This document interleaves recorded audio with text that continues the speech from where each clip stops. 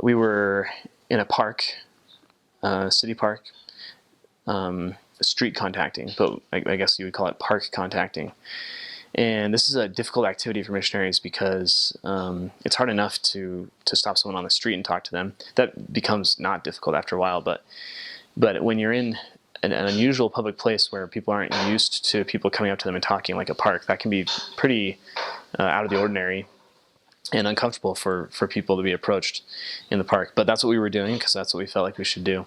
And we sat down at a picnic table next to a Latino woman who spoke good enough English that we could speak with her. I was called English speaking, and we got to use any Spanish that we knew fairly often in Atlanta, but this woman was able to communicate with us in English, and she was telling us some of the troubles she was having in her life, some of the struggles she had with in her marriage and with her family, and some pretty tough things that were going on in her family, and I don't remember the particulars, but things that we could recognize were very difficult for her. And we started offering her hope, trying to, through our message, and especially through the plan of salvation, and expressing God's love for her, trying to follow the Spirit as to what she needed to hear. And this is one of the only times this has happened. This is the only time, really, that this happened in this way for me on my mission. Another woman approached us, and she said, "I'm so sorry to interrupt."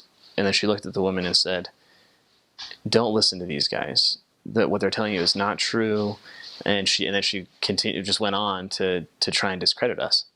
And I was shocked that this person would come and just interrupt us like that and start telling someone that they shouldn't listen to us.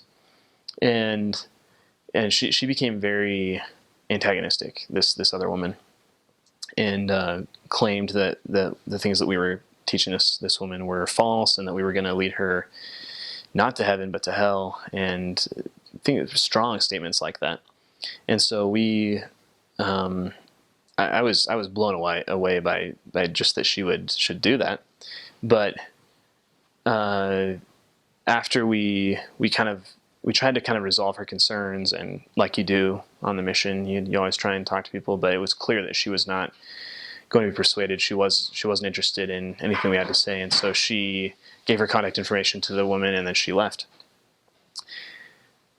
And then the woman said to us, she said, "Wow, you guys are great. I would not have been able to take that. And I can't believe that how well you handled that," basically is what she said.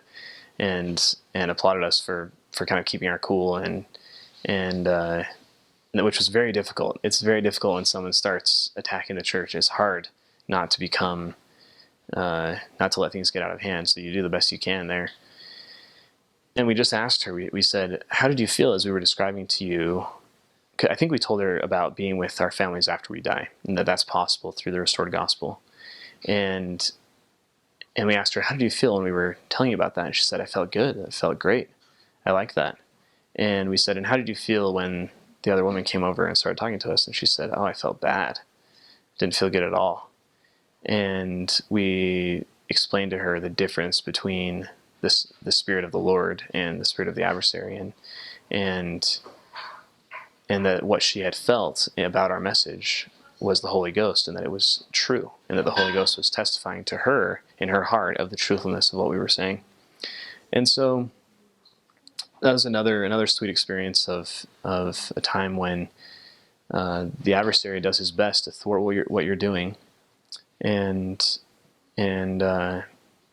but the power of God will triumph and will overcome, and the Spirit is more powerful than anything that the devil can do. And so that was, I think, a nice experience for the lady that we were contacting and for us.